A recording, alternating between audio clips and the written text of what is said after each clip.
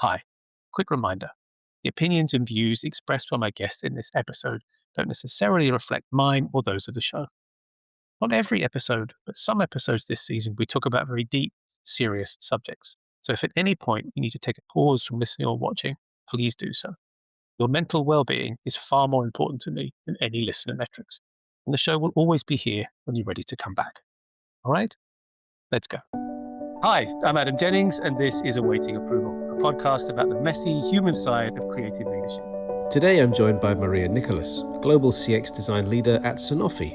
For a relaxed, two-way, informal conversation about her journey, the lessons she's learned, and what it takes to lead with creativity and honesty. Maria, hi, welcome to the show. Hi, Adam. It's great to be here. Thank you so much for the invite. Oh, thank you so much for accepting. It's a pleasure to have you. How's your day going so far? Good. I am in New York City, as you know, and we are experiencing some much-needed rain at this time after a pretty brutal winter. We'd been, I think, kind of spoiled. The last several winters were relatively mild, and this winter we've had a collective 3 to 3.5 feet of snow in New York, which is a lot. And so, glad for the gray, rainy day, because it means that these mountains of snow will finally start to disappear. So, right. How long has that been around? Like that, I know it's been full on, but yeah, this winter was just so it snowed. We got about a foot in New York City at the end of January, but it was both preceded and followed by just sub-zero temps the whole way through. So when that happens, of course, nothing goes away, everything stays, and then you wind up in this situation where you kind of have these kind of banks of snow, on either kind of side of the street or the sidewalk, that just stay there and wind up getting, really dirty and kind of brown and garbage on top and things like that. So it's like the gift that keeps on giving. It just stays and doesn't go anywhere. And that's really, really difficult, versus following, up with warmer temperatures and then it goes away. So it stayed for a long time, which kind of really does a number on you, It's like knowing that every day it's like an obstacle course, to go outside. And then we got 2 feet a month later with the old snow still on the frozen mountains, the dirty frozen mountains still on the ground. So then we had that, but now finally, I think we're turning a corner. Finally. So. Yeah. Well, I hope so. As much as the initial flurry of snow is fun with snowball fights and snowmen competitions, like when it gets to that sort of the streets being sponsored by Coors Light, like peaks of brown snow and things, like, yeah, it's never fun at that point. So exactly. I hope so. I am at the point in my life where if I never saw snow again, I would be completely fine with that. Really. I have colleagues, who visit from sort of other parts of the world who've never seen snow before. And I get it. I get the fascination, and it's very pretty. But as far as I'm concerned, I am over it at this point. Obviously nothing I can do to prevent it, but it's the appeal is over. Right. Right. But it's funny, like where I'm speaking with different guests from different parts of the world, and being British, like, I'm either apologizing, queuing, or talking about weather, basically. Like, and so it's really interesting to see the differences in the sort of climates that people live in, and therefore what they want to escape from or escape to. yes. To have a break from that. So, and I think I'm with you with snow. Like a couple of days of snow, I love, especially that first snowfall. But then when it gets to that point of just these sort of gritty, muddy lumps at the side of the road, Yes. kind of had enough by then. Absolutely. It's kind of like it's like the Boxing Day of the snowy period, right? Like the lead up to Christmas is so long, and then it's over in like 12 hours. And then Boxing Day, it's like, well, what do we do? What's That's happening now? That's right. So, Absolutely. Yeah. for those listening and watching that don't know you, if we were meeting in person today, where would you suggest that we meet, and what would you order to drink? So I know that you love New York City. And so if we were meeting, maybe it would be here, and maybe I would take you to a place called Ferrara Bakery in Little Italy. I don't know if you've ever been. It is a historic. It's one of those, kind of must do New York City. A little touristy now, but still, still okay. I think it's been around since the 1890s. And it's just one of those old-fashioned, old school Italian bakeries. They have like the best cannolis and kind of Italian desserts. And I would treat you to whatever drink of choice you wanted. I would probably get a nice cappuccino. And it's really kind of sprawling. It's got 2 floors. And, there was a time in my life that I found myself downtown a lot. And I'd go there a lot. I haven't been in a long time, but it's just one of those, must do kind of New York things. I'm practically booking my ticket right now. Uh, but in the meantime, I'll raise you a metaphorical cappuccino to cheer you on for this recording. And in the same vein, for people to get to know a little bit more about you, is there something on your desk or nearby that gives a little sort of insight either into you or how you work?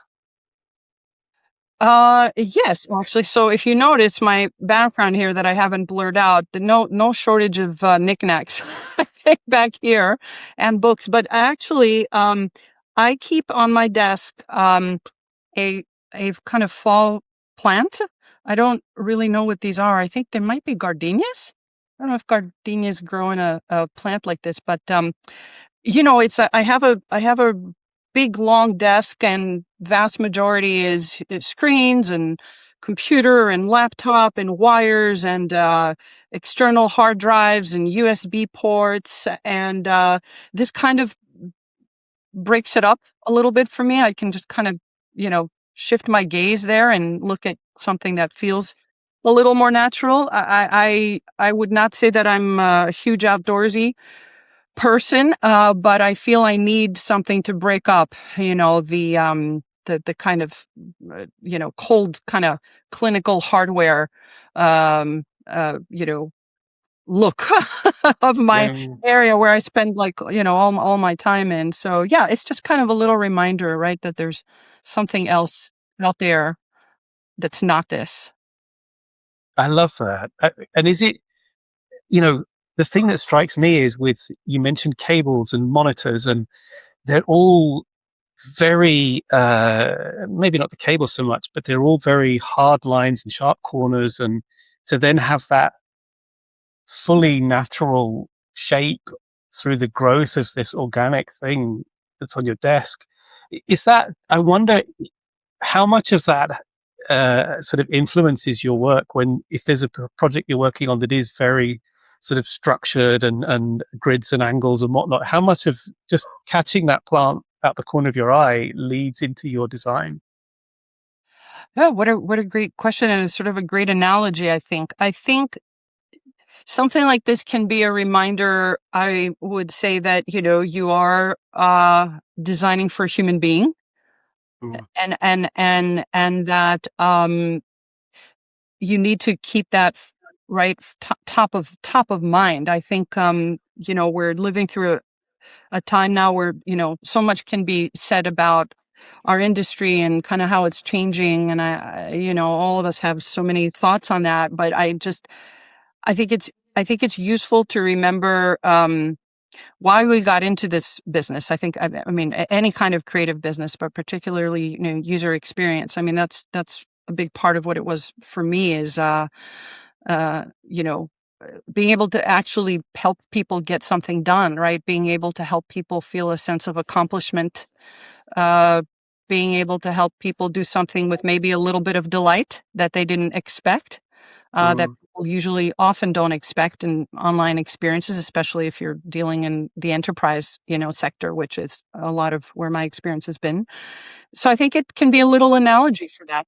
Remember that you're designing for a human being, a person at the other end of the keyboard, that's going to be trying to do something, trying to meet some goal, trying to achieve something as a result of, using something that you've designed. I love the throughput of that, and then also by extension, the sort of reminder that out of little shoots, amazing things blossom, and there's like a multi-layered thing reminder there on your desk for you. And it's interesting you talk about designing for humans. When we think about where we're going with agentic workforce, and also agents being used in a consumer environment as well, the likelihood being at some point we're probably going to have, okay, I need a pair of jeans, so I'm going to send my agent off to go and talk to the store's agent. They're going to have a conversation. So yes, there's still humans at the heart of that, but what do you feel is going to fundamentally change about design when we think about designing for humans, but we've got that machine conversation in the middle, potentially?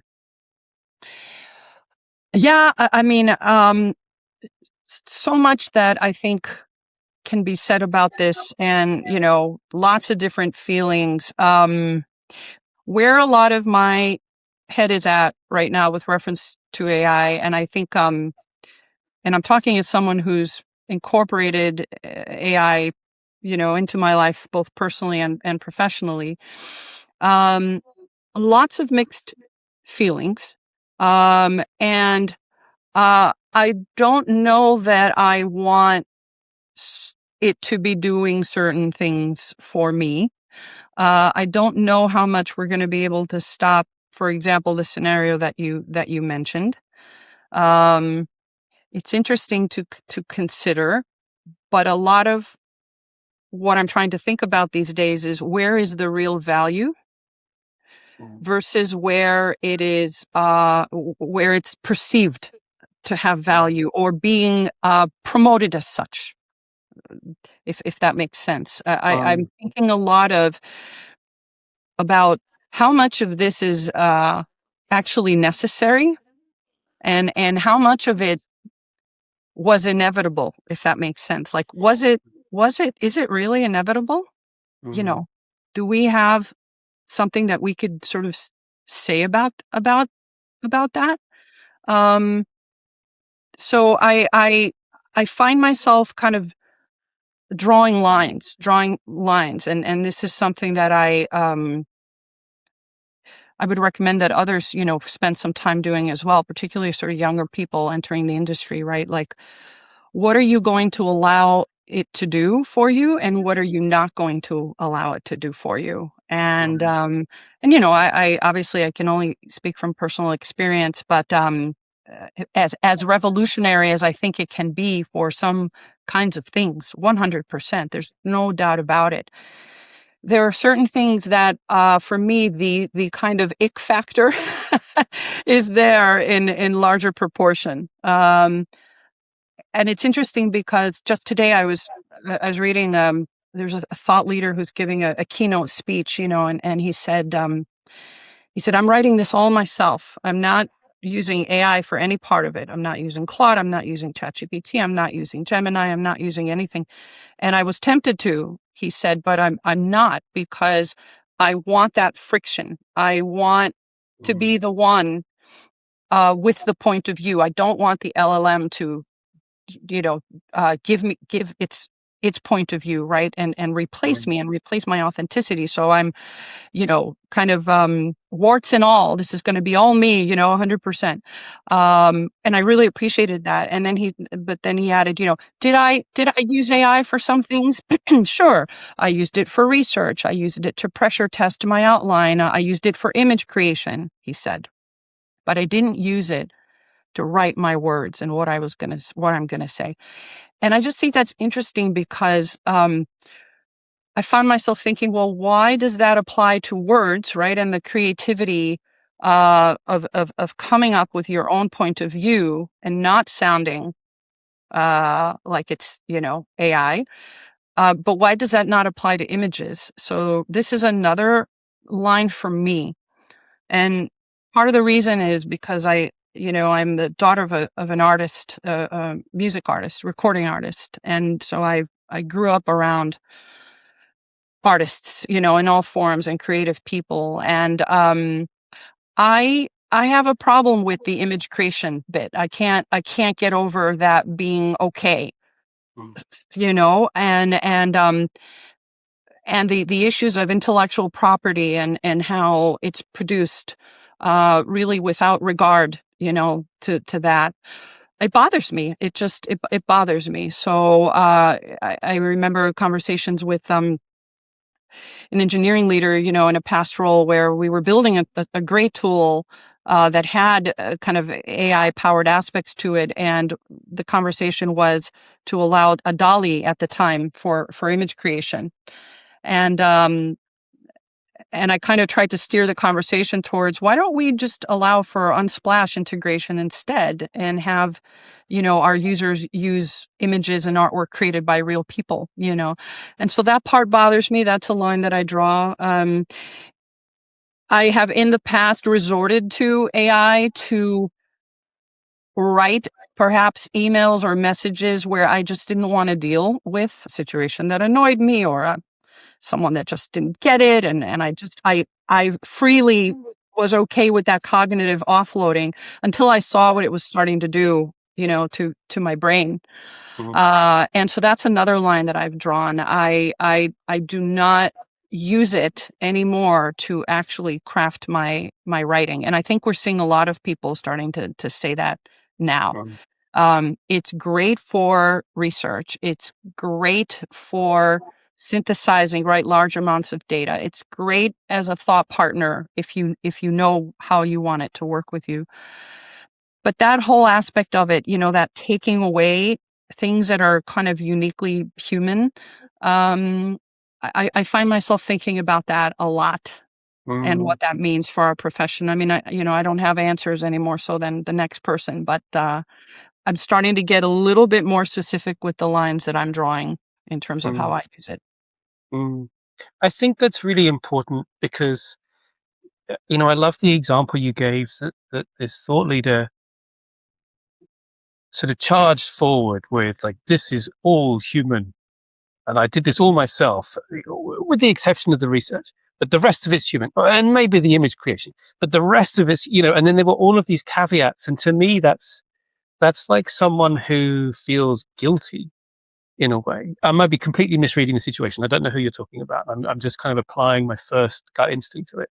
But it feels like there's an element of guilt that, be that either that they have used those tools, or that they don't want someone to think that that output was from them.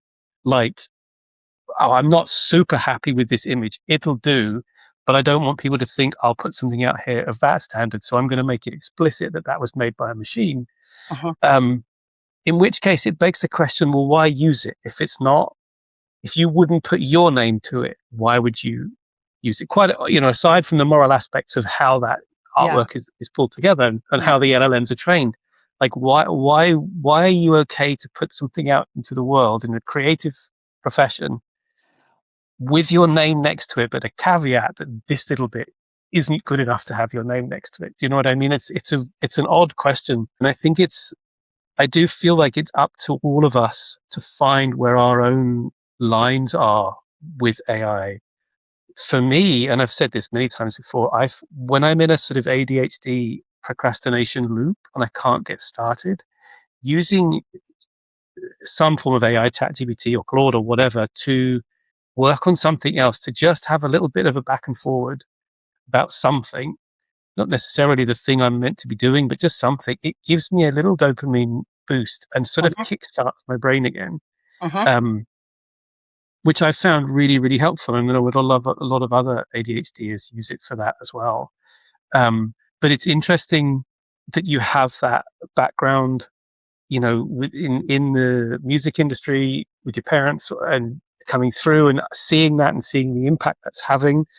And I love the idea of suggesting, rather than Gen AI creating the images, going to Unsplash and kind of tying an enormous library of artwork that's there and perfectly usable. And, so I think there is, you said you don't have any answers, but I think there's one potential route for projects, you know? Um, Yeah. I'd be interested to know, and this is a slightly unfair question because in the workplace, it's not, there'll be certain guard rules and technical things in place, but like you mentioned that you've used AI outside of work and in work. Like, where have you lent more into AI out of those two spheres? Mhm.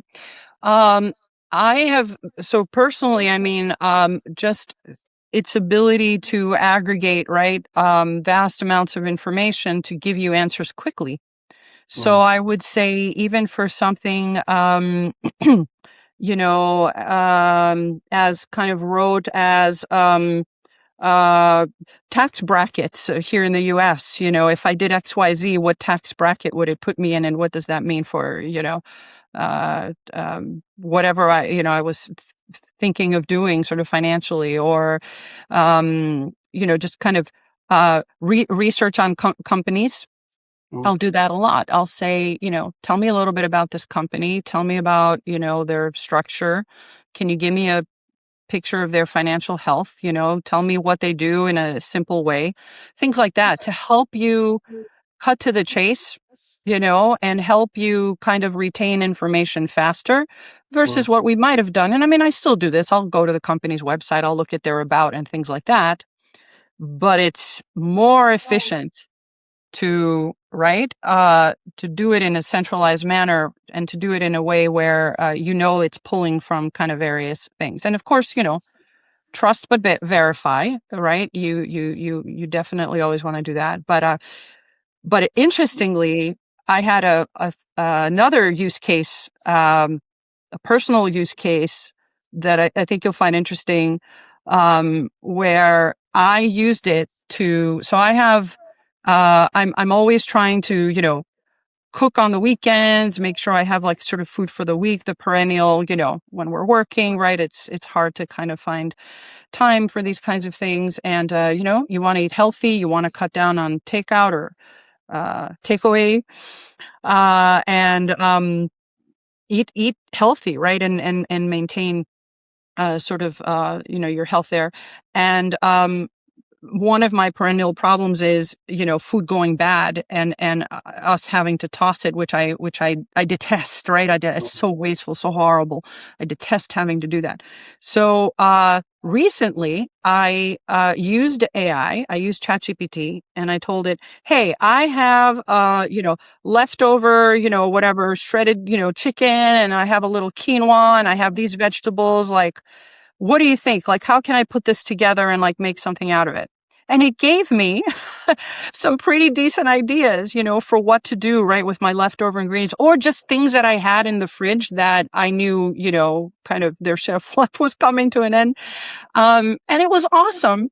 But could I have just kind of found recipes online that were kind of close, right? I could have probably done that. I could have searched for things, but ChatGPT gave me some pretty decent recipes, and that I was able to leverage. So I was telling my mother about this. So my mom is 80, and I was telling her about it. We were waiting on a long line in a supermarket before one of these snowstorms. Everybody was going mad, trying to stock up on things. So we were waiting on a long line. And I told her, I said, Mom, I used AI to help me come up with, recipes for the food that I have in the fridge. And it did a pretty good job. But, I almost kind of felt I had to qualify and say to her, but, I could have not done it that way. Right. I could have kind of figured something else out or gone through a cookbook or whatever. I didn't have to use it. And she says to me, yes, absolutely. You could have not used it because then you would have just used your brain. And I mean, this is, I love my mother. We're very close. This is, 80-year-old, Greek American, right? They came here from Greece in the 1960s, and not necessarily sort of. She knows what I do, broadly speaking. Not the most tech savvy, right, person in the world. Knows what she knows of AI from what she hears on the radio and TV and stuff.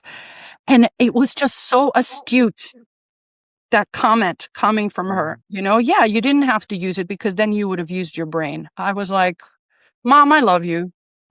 You're just amazing. And it's just a good reminder. She's absolutely right, of course. Yeah, 100%. But I know exactly what she means. Uh, But also by the same token, I completely get it. Like it's just a quicker way of getting to the same end result. And at the Yeah. end of the day, when you're knackered and you've worked all day, sometimes you just want to get there quick, so I get it. Like, 100%. um, that's a great story though. And I mean, and that's why I this concept of just kind of drawing lines, right? Like Mm, I probably will still ask ChatGPT, what can I do with XYZ? It's mm, okay because I'm not I don't have aspirations of being a chef, right? Maybe if right. I was a chef or someone that wanted to do this for a living or create recipes, right? It would be seen as a form of cheating. So I don't see it that way. I see it as an efficiency. But it's, I think, a matter of these, okay, what are you, right? What am I, or Maria, not going to use it for? And what am Mm, I going to use it for? And being very deliberate about that part of it is mm, making me personally feel better about all of this. Me, mm, just in my own small way, what can I control and or rather, what do I really need to process in my brain and use my brain for? And what am I okay getting some help with, as it were? mm. And it's interesting because when this obviously AI has been around for years and years and years, but we've had this huge explosion in the last sort of 3 years. And when that started happening, a lot of the conversations I was having with people was, what might this free us up to do? Like, Mm-hmm. where could this go to free us up? And you instantly have the usual things of, okay, combine AI with robotics, so that you get housework done, you get ironing done, you get that kind of thing. And you think, yeah, I'm okay with that. I'm all right with a robot going around and doing the housework or doing the laundry or what have you. Fine, I'm okay with that. Then you think about cooking. I guess I'm okay with the machine cooking for me because I would hope there's a fairly stringent set of rules in there. But yeah, okay, I can see that. Then you start to think about things like walking a dog or changing a cat litter tray. And I'm starting to get really uncomfortable because Hmm. the responsibility of being a human for an animal and Mm-hmm. therefore looking after them is huge. Mm-hmm. Do I want to outsource that to something that's going to have to make a split judgment on traffic, other pedestrians, other animals, wind, rain? Like, Mm-hmm. I'm not sure. Mm. Then you start to think about healthcare. Like, Yeah. my daughter is heading off to university this September, and she's going to start training to be a radiologist. Sorry, a radiographer. Sorry. Okay. Um, Now, I think that she's going to be okay job wise because yes, there might be machines that does that mostly automatically, but I can't imagine anyone's going to be comfortable to have an X-ray without a human at some point in that process. Yeah. Yeah. Or like I wouldn't have a surgery without a surgeon there. Like there's certain levels of comfort. Right. Um, so I get your point completely, and it's interesting to see where people's boundaries are with it now. And I wonder where, like, that's interesting actually. If you think about yourself, say 10 years from now, looking back to the boundaries you set around tech, what might you be thinking? What future you might be thinking of yourself now? Mm-hmm. Mm-hmm. Yeah, absolutely. I think I want to make choices now that will make my future self say, yeah, that was the right thing. And here's how I've evolved, right? Because Mm, I didn't offload certain things or I used it smartly and I didn't use it for things that continue to be very important to, how I live and work as a human, as a human being. So let me ask you, Adam, then, based on what you just said, what is your take on self-driving cars? I I've said for a long time, I think the only way self-driving cars work is if all cars are self-driving cars. Mm. Because the Mhm. problem at the moment is you're combining self-driving with human, and all error is human error, right? Yeah. Even a self-driving car going wrong is a human error somewhere. Engineering, manufacturing, coding, like whatever it might be. Mhm. Uh, so you stick a self-driving car on a road next to someone who's a drunk driver, or next to someone who's under the influence, or next to just someone who's tired, and they make one slight human mistake. I don't have faith that the safety fail-safes are going to work 100% of the time.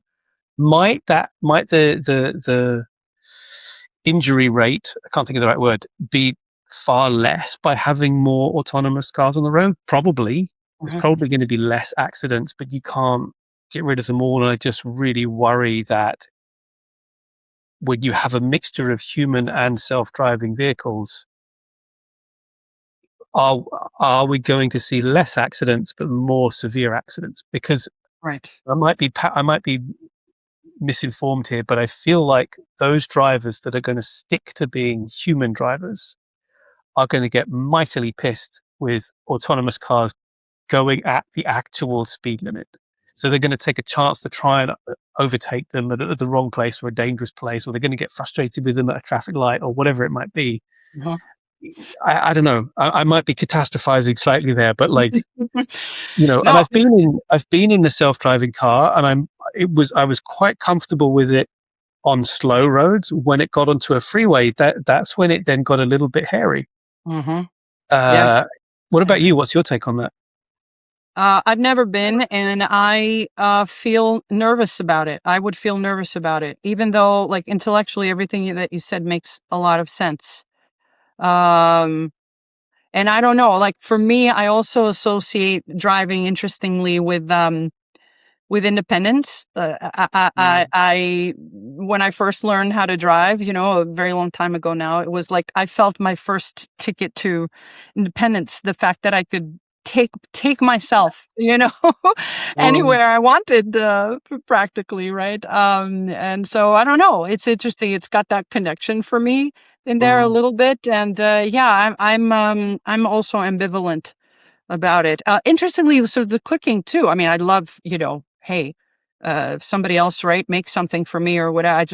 Yeah, absolutely. No objections there. But I also think that cooking is it's a creative act. Mm. It is. And it's Mm. funny because I didn't learn how to cook until until my 30s. And also, I spent years in Manhattan, and it was just I knew how to make cereal and toast. And Right. finally, one day I said, "All right, I need to get on the bandwagon here. It's getting out of control." And I took a class. I'm a perennial student. I love learning, and I took a class called How to Boil Water, and I finally learned how to cook. Brilliant. Literally, that was the name of the class. But anyway, what people used to tell me is they used to say, "Well, Maria, you're a designer, you're an art director, cooking is a creative act, how can you Mm. not?" And I didn't get it, Right. and then I got it, and I think that there's something to be said about that too. So Mm. yeah, it's interesting. There's, but I think also by the same token, I get what you mean, and it's a very emotive thing. It's a very calming thing, cooking, even though sometimes if you're pulling together multiple aspects of the same meal, timings and everything, I hate that aspect of it. But it's something you can really relax with and pour your soul into as you're making a meal. But at the end of the day, when that's our job and that's what we've been doing with our work, do we then want to also do that at the end of the day as well? Do you know what I mean? Rather than, I know exactly what you mean. you know, so it's a really interesting one. But yeah, of course, if I could have my own private Michelin starred chef That's whip up right. a batch of whatever I feel like that night, then yeah, I might be inclined to do that. Yeah, yeah, exactly. You touched there upon sort of multiple strands of your career. I'd love for you to take a moment to go back to the beginning of your journey and take us through bullet point style. Doesn't have to be every step, but the kind of key moments from when you started to where you are today? Certainly. So I, like many of us, I am, one of those people that growing up loved to draw, loved, making things.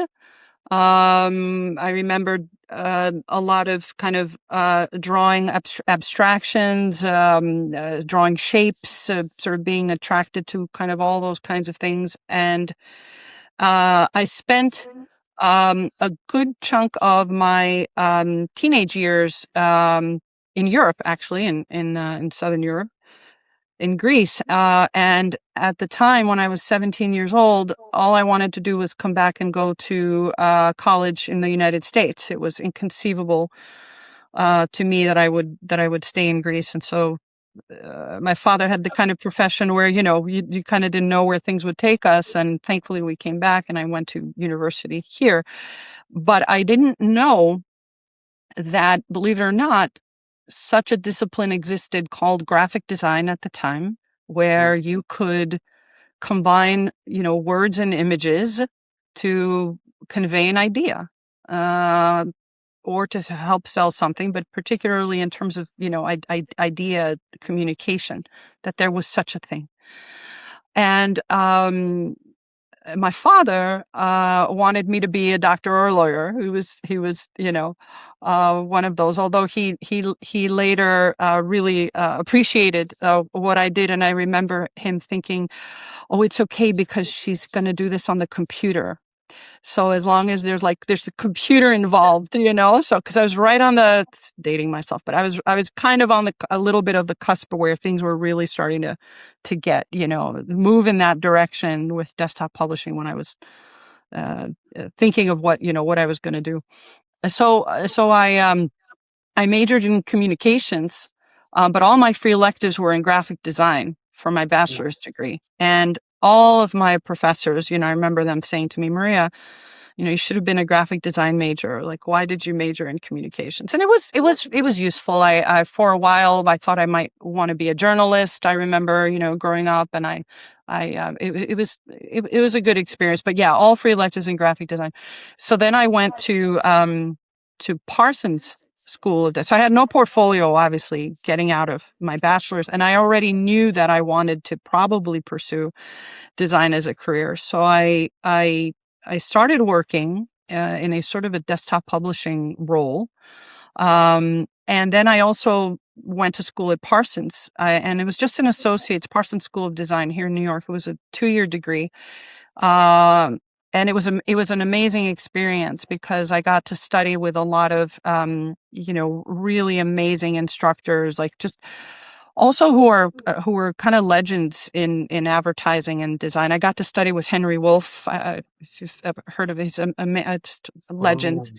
And I got to spend time in his atelier, and I will never forget that experience. And then I did a master's in advertising design at Syracuse University, and that was sort of it was like an independent study, limited residency program. And it was the only way I wanted to get a master's. It's an MA. It's not a terminal degree, but I would go up to Syracuse, New York, for 2 weeks, for 3 summers in a row. And it was like advertising boot camp, and met more. They had advertising legends kind of teaching the classes. And I had to do a thesis as part of it and all that. Anyway, and that was also a lovely experience, but it convinced me that I didn't want to get into advertising. I should say I didn't want to be working in an advertising agency. I didn't think I had the chops, frankly. I knew that it was a tough business, especially for women. I didn't think that I was kind of cut out for it. But I spent many years at a company called Kaplan that's in the educational space, that does prepare students for standardized entry exams here in the United States, whether you want to, enter, college or go to graduate school. There are a number of entry exams that you have to take, or if you want to get your licensure to practice medicine or be a nurse, what have you.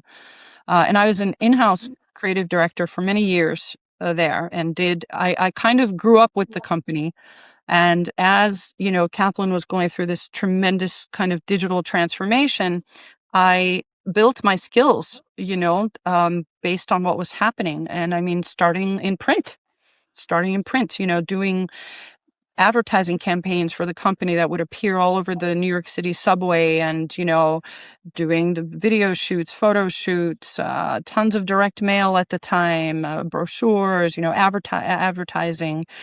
Then got into, spent many years on the lead facing website, lead gen and B2C website of the company. So I kind of built my skills as the company was progressing and acquiring companies, and that's where I really also learned how to manage people. I learned how to manage big projects. I learned how to scale teams. I learned how to create cohesive brand standards, all those kinds of things that are still useful to me today. So I think I arguably spent too much time at Kaplan. I spent a long while there, largely because the business was kind of changing so much, and I felt like I had 5 different jobs by the end of it. But towards the end of my tenure there, maybe I want to say 20, 2012, 2013, I heard about this thing called UX. And I really didn't know what it meant, believe it or not. I had done web design, I remember, slicing up images to to give to a developer to create a landing page, for a campaign. But I was like, UX, what is this thing? And I took a course with a place called General Assembly. I think they're worldwide. And it just, all kinds of light bulbs started going off, because that's where I learned about research. That's where I learned about prototyping. That's where I learned about a completely different way to do design that can be centered around the customer. And this was all revolutionary to me, and kind of alien in a way, because I think those of us who come from those classic advertising, communications design backgrounds, I mean, yes, of course, you always had feedback, right? Stakeholder input, those kinds of things. But I mean, and you had to know your business, and you did have to know, okay, your customer segmentation. But you were kind of designing in the dark in a way, right? You were just kind of doing something and hoping that it's going to resonate. And this was just, oh my God, you can prototype something and have somebody test drive it and tell you if it's, working for them or not, and see what they're doing. I mean, I was just kind of completely blown away. So I followed that up by doing a boot camp in UX and front-end development, because I felt that front-end development was the missing piece for me. Like, how does this all get built, and what makes engineers tick? And I learned so much. It was a 3-month boot camp. I coded, can't believe it. I didn't see the sun for 3 months. I gained 10 pounds, but I got it. I learned also where the creativity is for engineers. I got it. And I also, like, the first time I built something, oh my God, the rush was like, it was incredible, to just experience that. And I'd never experienced that before. And I was able to actually transition into an executive director of UX role. I was executive creative director. And I went back into the company in a UX role that was kind of a player coach. I did have a small team, but I did a lot of things hands-on. And that's where I really kind of cut my teeth, in UX, or those kind of last few years at Kaplan. But, Adam, it was like one of the biggest leaps I've ever taken in my career, because I made that transition from, creative director to UX, and from creative and web design to UX. And for a long time, I was afraid to do it, because I didn't think that I could do it. And I didn't want to leave my team, if that makes any sense. I'm that type of a leader that, I care, but I could see where that also became a roadblock for me. And I had to kind of get myself mentally in that situation to say, I've done this a lot. I have to do what's right for me now. this feels like the right next step. Arguably, I should have done it, some years prior. And Mm. everybody's going to be okay. Everybody's an adult. I'm not abandoning anybody. People are going to be all right, and they're going to, hopefully cheer me on, right, and support me. So the TLDR after that is, leaving Kaplan after 3 very solid years in UX and really doing everything kind of from discovery to delivery, design sprints, working side by side with developers, launching institutional products, and then a brief stint at Moody's Analytics. So a year in financial services that felt like 7 years. They measured from there in dog years in the financial services industry. I'm convinced of that. But learned a lot, and then got invited by a boss at Kaplan's, amazing woman who had moved to Skillsoft to join the team there and to build out the administrative side of the platform and also operationalize research, because I like to say I'm a designer who fell in love with research, and I consider research a part of design. It's part of the design process, and and so kind of went from there. But I think about that time often, and I wonder if you've ever had that experience, in leading teams where I don't know, you almost find yourself feeling guilty for prioritizing yourself you think it's at the expense of your team, and then you're like, no, everybody will be okay. But have you ever had that experience? Oh, yeah. That, like, as you said it really resonated because, and I've said this before, like, for a long time, I really had a problem with the concept of put the oxygen mask on yourself before you put it on, before you help others. Yeah. That just felt so fundamentally wrong to me, but I get it now. I completely understand now, having gone through burnout and depression and all sorts. I get it. Like, how on earth am I meant to help or protect other people if I'm not doing that for me first? To have the energy, to be recharged enough to do that for others. So, and it kind of ties into that, right? When you're leading a team, you can help them grow. You can help their growth. You can't help them grow. They're the ones that enables their own growth, but you can help that growth happen to a certain point. Mm-hmm. And no matter how long you stay after that point, you're not enabling further growth. There is a point where your team will, maybe under your leadership, or maybe the next place, or maybe the place after that, they will need to start taking ownership more and more and more, and they will need to push themselves and go to somewhere new and do something new and go on to bigger and better and bigger and better, just like you do. And so by staying there, I realized I'm not just blocking me, I'm blocking them as well. Not just in the point of, if I go, my seat's free and someone might move up to it, but just generally, I've done what I think more or less I can do for this team and this organization. So it's time for all of us to move on. But yeah, that's a big leap. Like you say, it's a really big, especially if you like them as people, it's a real gut wrench. It's a gut wrench to leave a place that you like anyway.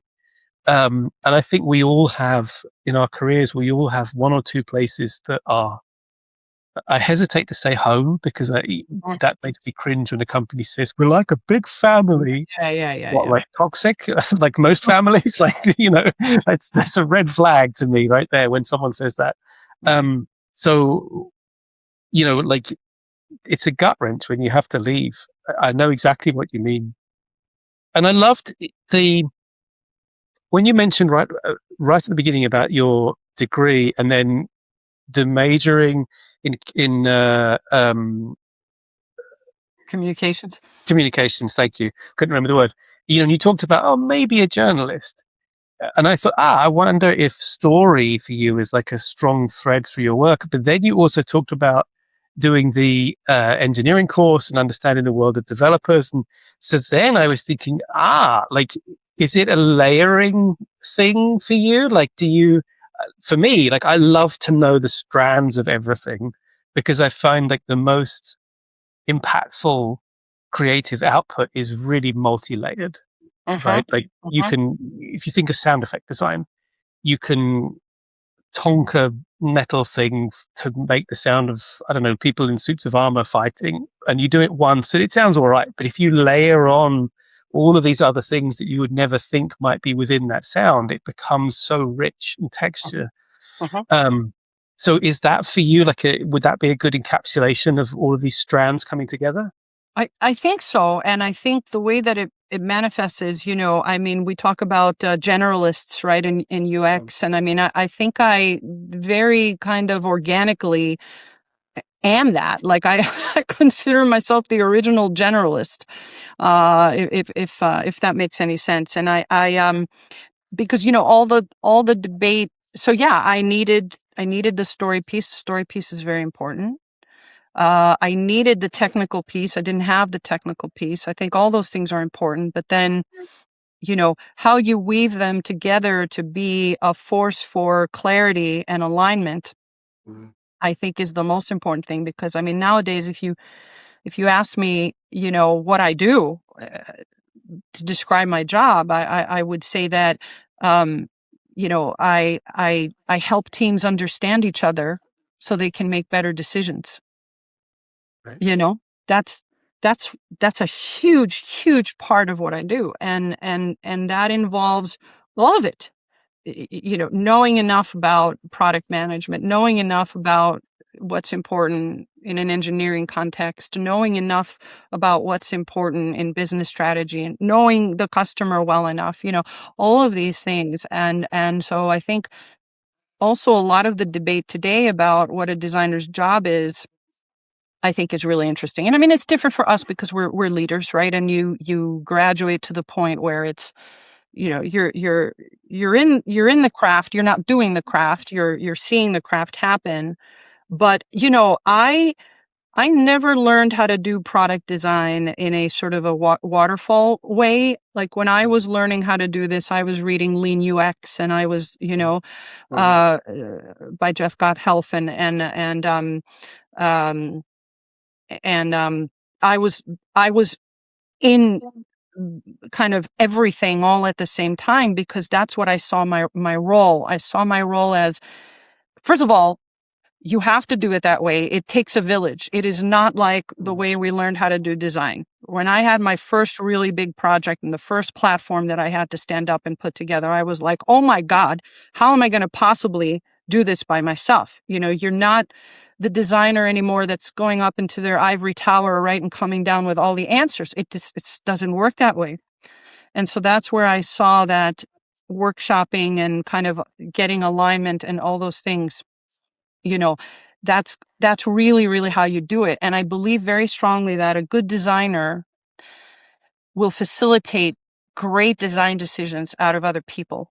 You're not the one who has to or even should come up with all of the answers. And I think that in order to do that, even as an IC, I would say, especially as an IC, perhaps, today there's debate, and people are saying, well, mocking up things used to be 60 to 70% of a designer's job, right? And now it's going to be 30 to 40 or less.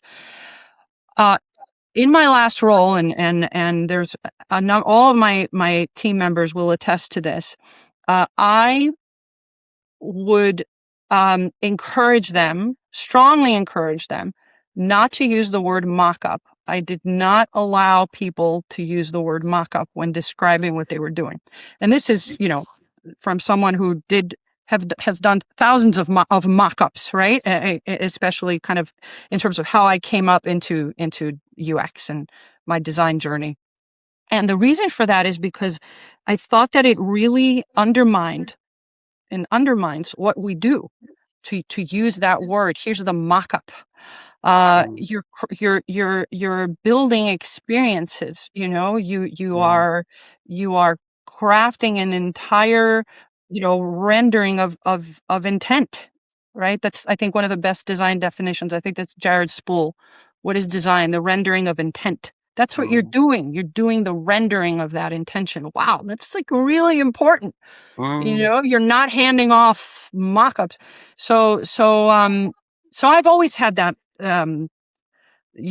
stance when it comes to what design actually is, right, and what it isn't. So I think it's coming full circle now, though, because like this vibe coding thing, right? You're okay, yes, you can do things faster and all that, but what is it that you're actually doing? You're doing more of this surface level mocking up. You are. I mean, okay, maybe a few things work or whatever, right? But what about the end-to-end journey? What about the design is how it works, right? And not just how it looks. And I think that, I saw it, like vibe coding can lead to prototype slop and quantity over quality if you're not, careful with what you're doing. And I again, I say this as someone who's like all over Figma Make, and has used it extensively. I did something recently on Lovable. I just wanted to, see it all the way through. And, it's fascinating, but it can be very surface level if you don't kind of, pay attention to the rest of it and what it's really all about. It can be theater. It's like the latest form of theater, or can be, if you're not careful. So, so you asked me about, kind of multi-dimensional, a multi-dimensional approach to design. And, that's kind of how I've always seen things. And I think hopefully it's kind of serving me well, or at least putting me in a position where I can, counsel or mentor others on taking this multi-pronged approach. It doesn't mean that you don't have your superpower. I think those things are still important, but being a generalist is part of this job. I think it always has been. And again, it depends on the circumstance that you're in. Like I've worked in contexts where they were former architects, doing very elaborate prototypes in Axure. Right. You remember that tool? Yeah. And then a visual designer would take it and kind of flesh it out from there. So anyway, all that's changing now. I think you have to be a generalist to be able to have a spherical kind of enough sense of what you're doing, and nowadays also be able to cut through all the noise that's out there. I'm with you 100%. It's really interesting because I've recorded so many of these episodes now. I've genuinely forgotten how many I've done, but I've loved them. And, as you know, and as the audience knows, the only prerequisite I have for a leader, for a guest rather, is that they've achieved at least creative director level or above in their field, or whatever the equivalent is in whatever creative field they're in. And the reason for that being, anyone listening or watching knows that, like, who are they to say these things? Okay, great. He's got that caveat. So all of his guests are going to be experienced. They're going to have done it for a certain amount of time. They're going to have achieved things in their career. So then we don't need to quiz them. We don't need to look for how are they talking about kerning? How are they talking about story or whatever it might be? We can just take it as read that they know what they're talking about. And I love that you say that about a generalist, because for many of us, our route into the creative industries has not been the traditional route. I didn't do a design degree or anything like that. I sort of fell into it out of acting. And it was a few theatre companies that needed these things called websites. So I said I started looking into it, and then I fell in love with it. And from there, I learned more and more and more of the craft, and applied that to what I already knew as a storyteller. And I think when we talk about being a generalist, what we're actually saying is we're storytellers, and the discipline is a tool. It's a lens through which we tell our story. And so some people are incredibly skilled at telling a story through animation or brand design or journalism or whatever it might be. And then there are others who are just naturally good at telling a story and are very happy to pick up a set of animation tools to tell it that way over here, a set of prototyping tools to tell a different story over here, or whatever it might be. And so I would love us as an industry, as a collective industry, to move away from the terminology of generalist and start talking about storytellers. Because that's what we are at the end of the day. Everything that we do is designed to elicit an emotional response. Like you said, those moments of joy when someone's using something might be a fun little animation when you click submit or pay or what have you. And it just puts a smile on your face, and that's so important. Yeah. From first and foremost, from the perspective of whoever is consuming whatever that output is, to just brighten their day. Why would you not want to do that? And secondly, if someone's enjoyed that experience, they're more likely to come back. If they come back, they spend more, or there's less churn, or whatever the business KPIs are. So you're also servicing your client as well, which is a very long-winded way to say, yes, I agree with you. Me too, Adam, what you're saying about, kind of anchoring what you do in something that is part of you that came from your background. I think it's such an important point because I've I've mentored a lot of people who've wanted to break into UX who do not have that traditional design background and did not come into it from design. I think that's one of the great things about user experience is you can come into it right from so many other backgrounds. You can come into it from psychology or for anthropology or or theater or just about anything. And I remember like I would always tell people to anchor their approach based on sort of where they're coming from. What is that one core thing that's part of who you are? Build on that, leverage that, build out from that, to make you effective and to make you unique. Because there's also a perception that you had to have come. I think this has changed now, but you had to have come from a traditional right background, and I think some of that is starting to go away now, right? Because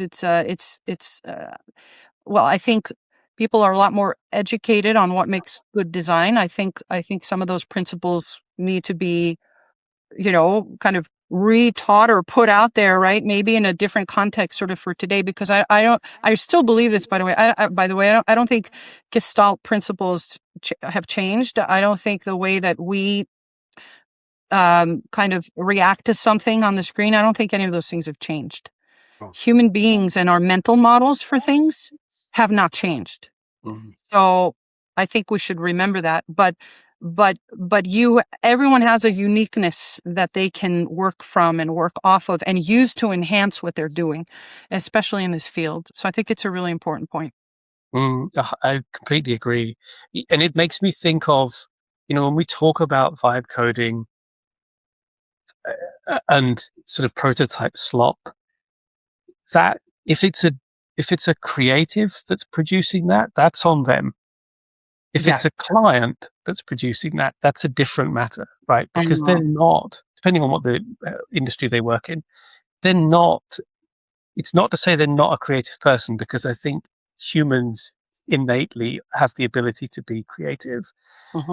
You watch any child, they're creative right there, whether they're imagining a friend or a toy, or they're painting something or mark making with crayons or what have you. We're all born with it. And it's, I think, to a large degree, nurture through our early years as to whether we then build on that innate ability. But that's a side note.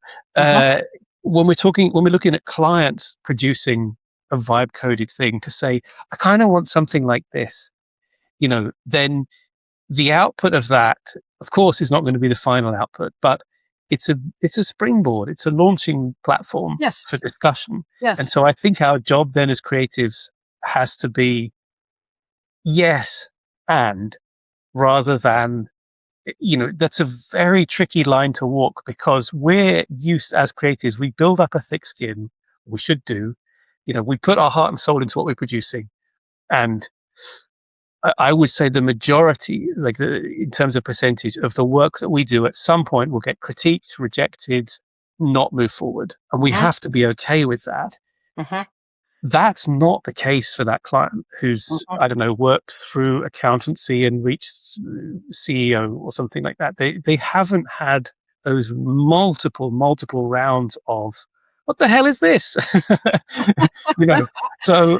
So you have to, that's a really tricky conversation to have. So I'd love to know what your thought is about when a client presents, you might be vibe coded or it might be just a scribble on a piece of paper, but what's your sort of go-to in handling those kind of conversations?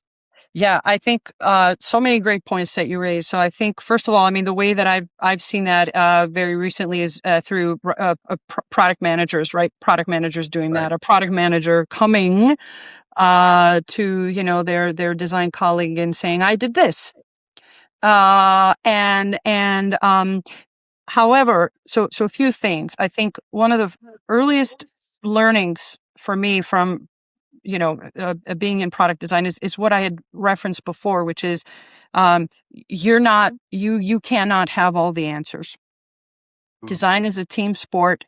Yes, there needs to be a convergence. Yes, there needs to be alignment at some point, but you are, you're coming up with ideas, you're facilitating best ideas out of others, right? You're creating that clarity, you're creating that shared understanding, that can produce, right, the best results. So it is not easy, but you have to approach it from the perspective of, let me learn about this and let me see what this other person is trying to do.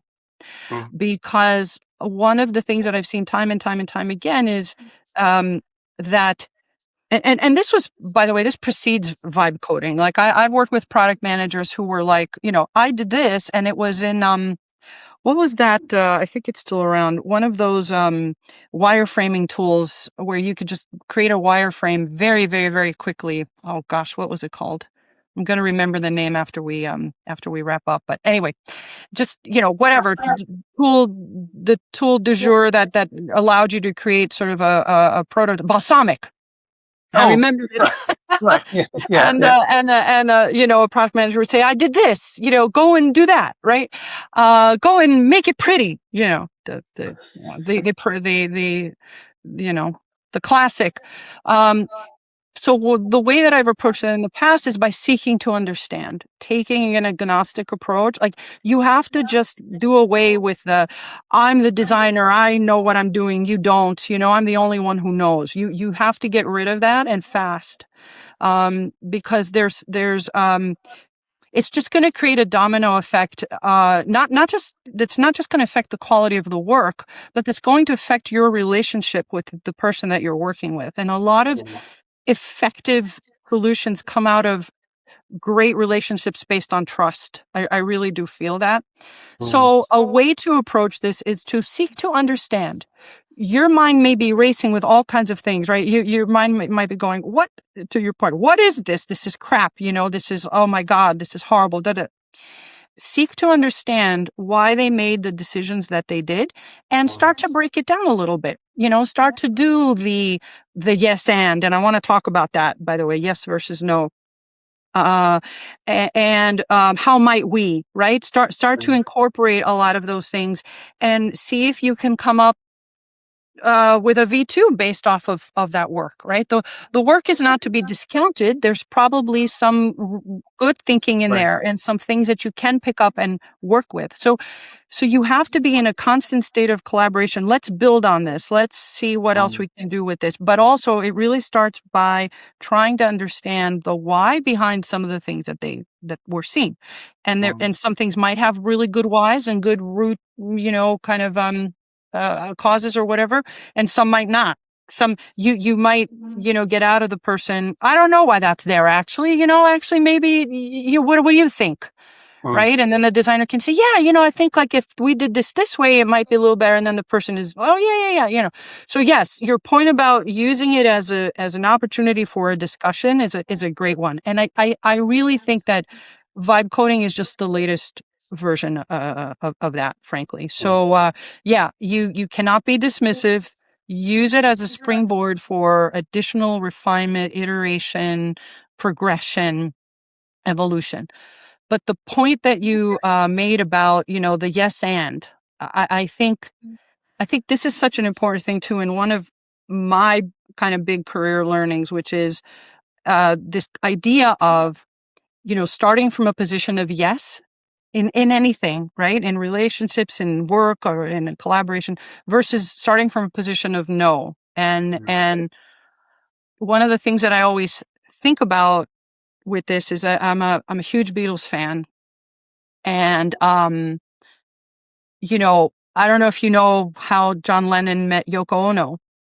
He went to an art exhibit that she had in London, right in the mid '60s, and one of the exhibits was there was this ladder that went kind of almost close to the ceiling, and there was a little box that was suspended from the ceiling. So John climbed the ladder, and he got to the top, and he opened the box, and in the box was the word yes. And, it just, right, it kind of, he talked about that a lot. I think it shifted his perspective, completely, right? That one little word kind of unlocked, possibility, and obviously, changed his life. And I just think that I've learned the same is true for our careers as creative people. Um, Whether we start from yes or no determines what's possible, for projects, for partnerships, for results. It's just this mindset shift from sort of shutting down possibility to opening it up. And the reason and most people that I've worked with, most people, not all, but most people I have found fall into one of these two categories.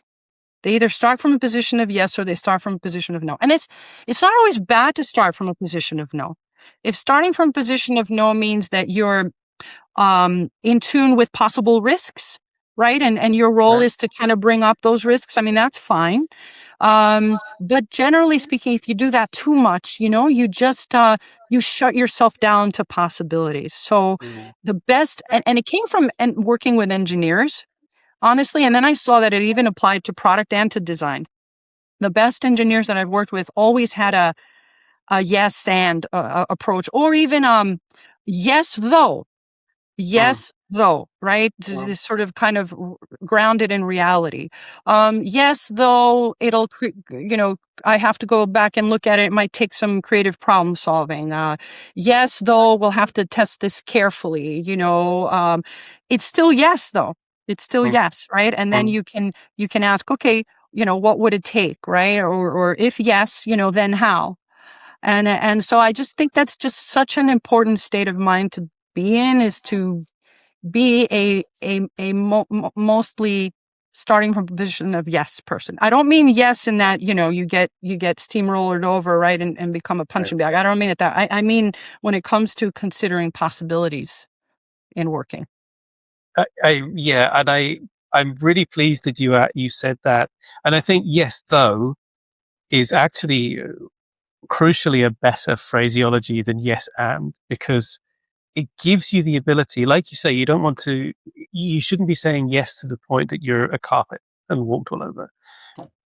And so the yes though gives you the opportunity to voice concern, anxiety, trepidation, but still be positive, still be affirmative in the way that you move forward. So it gives you the ability to say, yes, that route scares me, but I'd like to explore it. Right.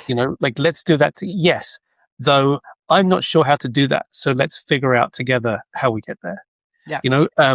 So I love that you've added that. And I think it's a really useful piece of advice to really set people up for the right way forward in work and life. I think there are often, I'm sure it resonates with many people when you think about moments in your life where you've had an opportunity and you said no, and then for years afterwards you've thought, why didn't I just give that a try? Yes. Um, yes.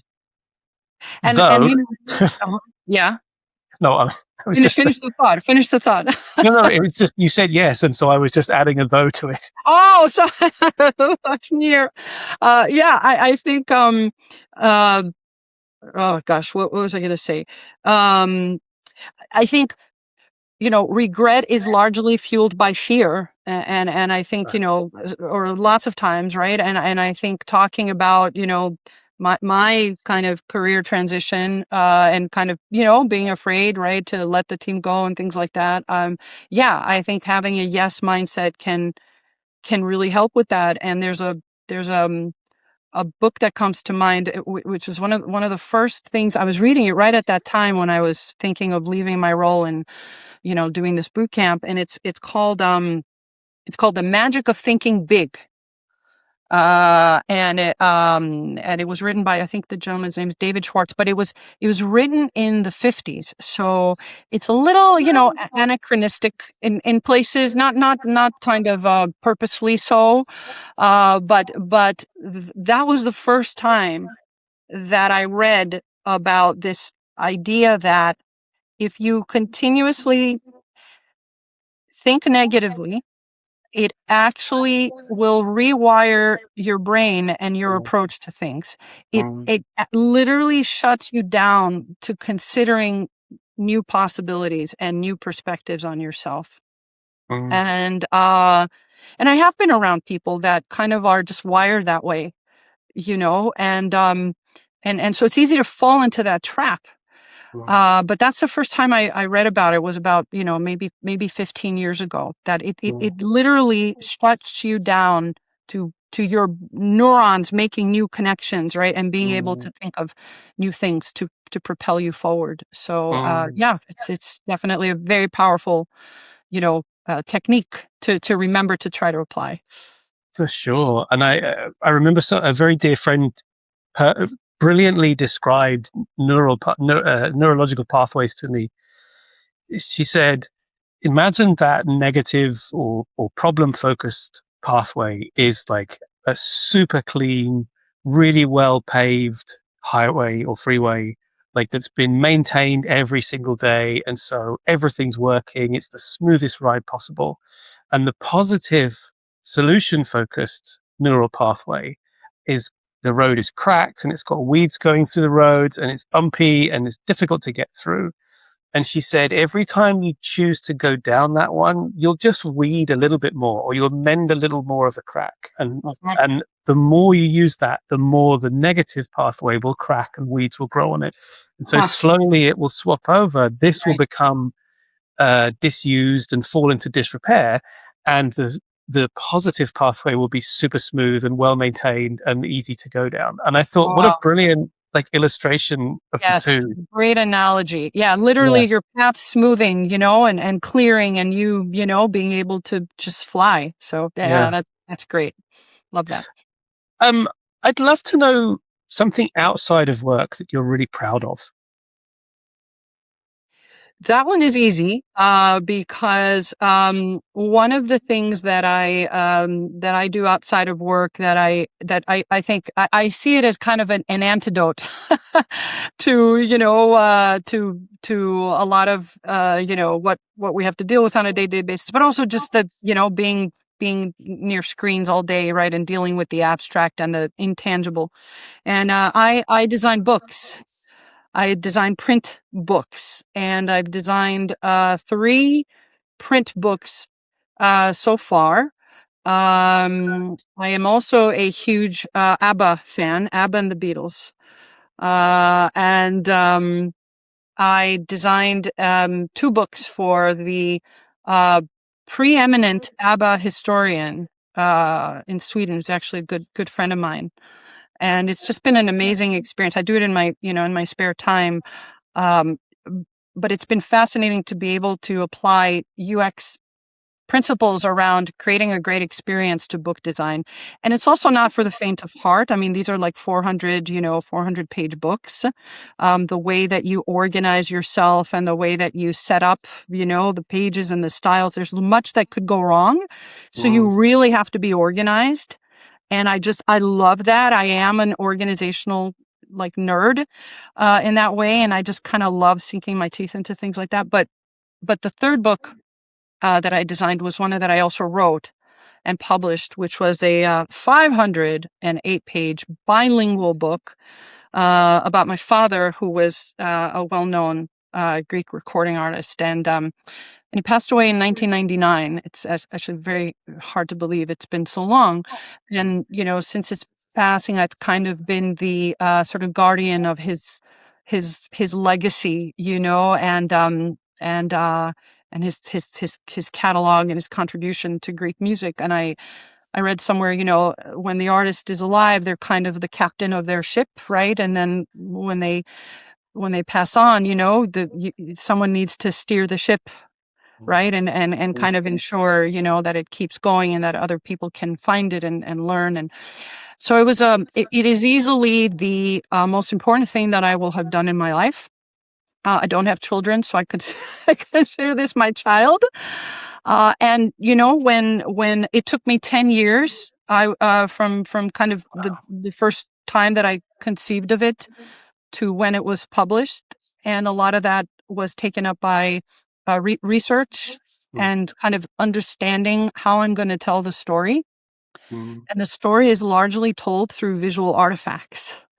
And Right. so I feel that, and it's also bilingual. It's in Greek and in English because, many younger Greek Americans and just people who are interested in Greek music, right, may not be able to read and understand Greek, and so it is bilingual. And I that was really interesting from a typographical perspective, is picking at the typeface and what's going to be the dominant, language, and how am I going to handle the layout. And I loved, all of that.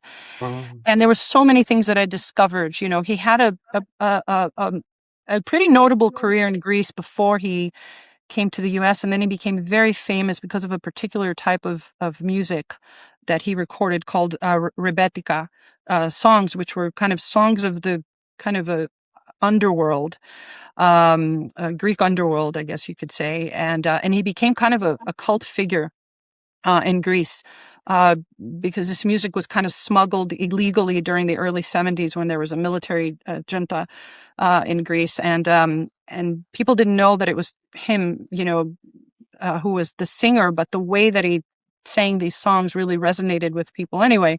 But so that's what he's most known for, is this kind of prohibited music at the time that he kind of brought back into consciousness. But he had a great career in Greece too before he came here to the United States. So I was able to discover aspects of him. I learned more about him and understood him better as an artist, believe it or not, after his passing. And of Right. course, all the questions, right, that I would have loved to ask that I didn't Yeah. at the Yeah. time. So I was able to look at him through that kind of third party dimension. And then because the book is chronologically ordered, it's got 7 chapters, and they cover specific, kind of aspects of his career and his life. And so I took myself through that kind of entire emotional kind of, roller coaster of the pieces that were, I did not remember, that were separate and only his before I came into the picture. Right. And then the pieces where, especially towards the end, where I could remember what was happening and I lived through what was happening. And it was very, very, difficult to do that piece. But anyway, I did it all by myself, and I published it. It came out in 2022, and got some great reviews and some great kind of feedback from fans. And I went through lots of highs and lows because I handled the majority of the work during COVID. And Right. I say that this book is it was created because of and despite of, COVID, right? Right. And Right. despite COVID, because COVID gave me more time to work on it, but there were also so many difficulties from, people I had gotten in touch with who had worked with him or knew him. There's this one gentleman who gave me an amazing kind of a story for the book, and I'd sent him some, kind of pre-designs for his approval, and passed from COVID and never got a chance to see the book or I wound up, giving a copy to his daughter. And and there were so many things related to just how I could get the book published and shipped, and with all of the things shutting down at that time, Mm. and still dealing with the repercussions in like 2021 and early Mm. 22. It was it was kind of a nightmare. But it's interesting because I'm in a transition right now, in a really reflective phase in my career, and trying to be very deliberate and intentional about what I do next. And I remember when I was working on that, just praying, like, if I could only do this, I will never ask for anything else. I will be so happy and content. And now I would be well served to remember that I did achieve that. I did do that. That is the most important thing. I'm not going to be lying around, if I make it to whatever age, saying, oh, I wished I put more hours in X, company. As much as I love my work and I love, solving problems, and I love what I do, that is something I will have regretted if I didn't do that. Right. So I go back to that often as a little bit of a confidence booster, and it helps me stay anchored. It helps me be clear on what's really important Mm. at the end of the day. That's such a heartfelt answer. I really appreciate you sharing that. I would love if you want to share the name of the book. We can add it to the episode description and links to it and all that kind of thing. And I know I feel you. When you're talking about how difficult that was through all the layers of difficult. Back to layers again. All the layers of difficulty, logistical, global pandemic. That very sort of emotionally heavy piece of going back through memories, and so it strikes me that it was we use the phrase labor of love, I think, way too freely, and I think this was a true labor of love, it seems. So Yes. I love that that's what comes up for you for that. And as a side note, having made many booklets of, like 12 to 14 pages to go inside CDs or DVDs or what have you, and just how much of a headache trying to set up a 12-page booklet, let alone a 500-page book, Yes. multilingual, like, wow, that's, hats off to you.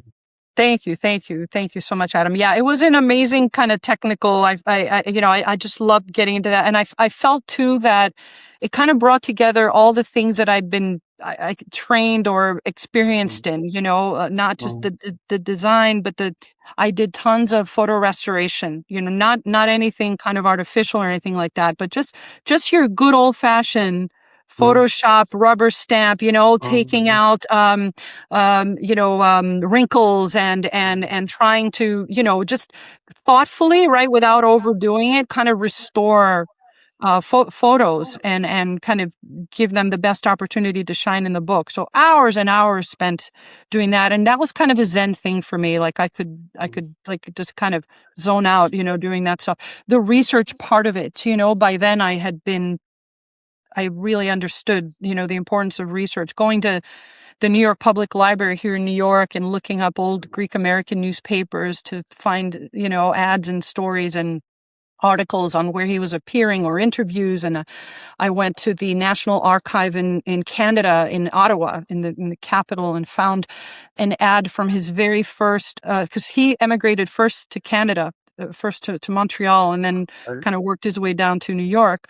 And I found the very first appearance that he ever made, which was in Montreal in October 1968, which was just such an incredible find. And I poured over, newspapers in Greece. I try to get there once a year, and then the last 3 years, like all I did was go to libraries, and so. But I loved it. I loved it. In fact, I probably spent too much time. I don't know if you've ever had this too, spending too much time in the research because you're afraid to converge and put it all together. Right. You're like, okay, I'm just going to keep doing research. It's fascinating, but what am I going to do with all this stuff the hard work, right? Yeah. So I have to get myself out of that. Like, okay, enough. You have enough. Now just pull it together in the best way. Also, I had dabbled in translation. I have a diploma in translation that I had gotten from the Institute of Linguists. It's actually a UK organization. It's like a postgraduate level degree in translation, Greek to English. It's just a thing. I'm bilingual, and I just wanted to pursue that. So I had to do that. I had help. I hired an editor and a couple of other translators to help. But anyway, it just felt that all these things I was interested in doing kind of came together, in that book. So yeah, it's I'm very, very proud of it. That's wonderful. I can feel the importance of it. Even though we're in two entirely different countries, I can still feel the love for that project and the love that you've put into it. So yeah, I'm really grateful for you sharing that. We're not that, and side note, next time you're at the New York Public Library. Give my regards to Patience and Fortitude. I love those two dearly. Oh, Like yes, absolutely. Yep, will I, do. um, For sure. so yes, we're nearly coming up on time. So there's only a few questions left. I would love to know what you want those listening or watching this episode to take away with them.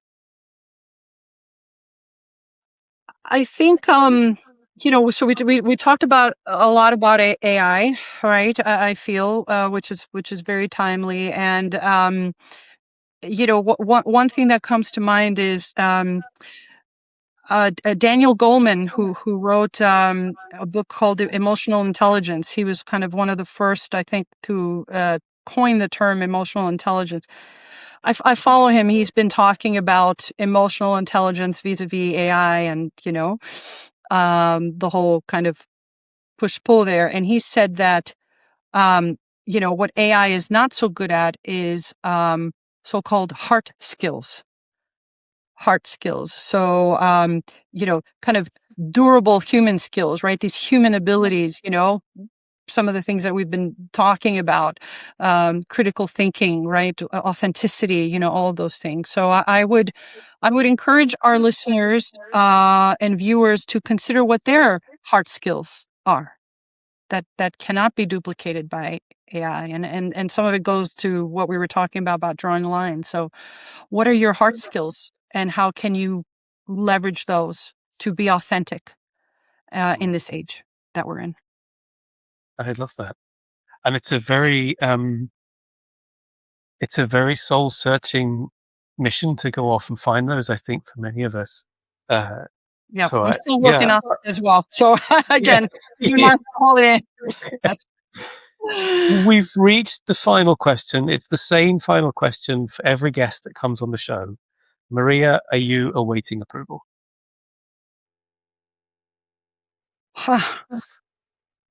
Definitely not as much as I used to. I think I am. So we talked about yes versus no, right? I think I am I used to be in a mostly yes, and I can say with a good degree of certainty that I'm now in a mostly no spot. Good. Yeah. Yeah. This is your opportunity to let people know how they can get in contact with you, things you want to promote, the book, like where they can find the book, and so on and so on. Yeah, sure. So the book, my father's name was Apostolos Nikolaidis. It's a long Greek name, so glad to add that, to the episode. But I there's also a link to it from my personal website, marianicholas.com, is where I talk a little bit about my leadership philosophy and some of the things I've done. And I'm on LinkedIn, so definitely a good way to reach me as well. Thank you. This has been an episode full of love and care and attention, and a really interesting conversation winding through your story, but also the current landscape as well. So there's a huge amount for people to unpack here, and I really appreciate you sharing everything with us and taking the time to do this. It was a pleasure, Adam. Thank you for doing this, and for giving people like me and other design leaders, a great channel and way to communicate. And thank you for everything that you're doing in our space. There's not a lot of people doing what you're doing. I think it's needed more than ever. And I really, really enjoyed our conversation. Thank you so much for having me on. Thanks for tuning in. If you're feeling stuck or want to think out loud about where you're heading, remember that you don't have to figure that all out on your own. I offer a free 15-minute conversation to anyone who wants help figuring out what's in front of them. Whether that leads to us working together or not doesn't matter. What matters is that you have someone in your corner, even if it's just for those 15 minutes. Head to growwithadamjennings.com and book your call. I'd love to hear from you. And if you haven't already, subscribe to the show so that you don't miss the rest of season 3. There is some absolute gold coming your way. So until next time, keep creating, keep questioning, and above all else, keep going.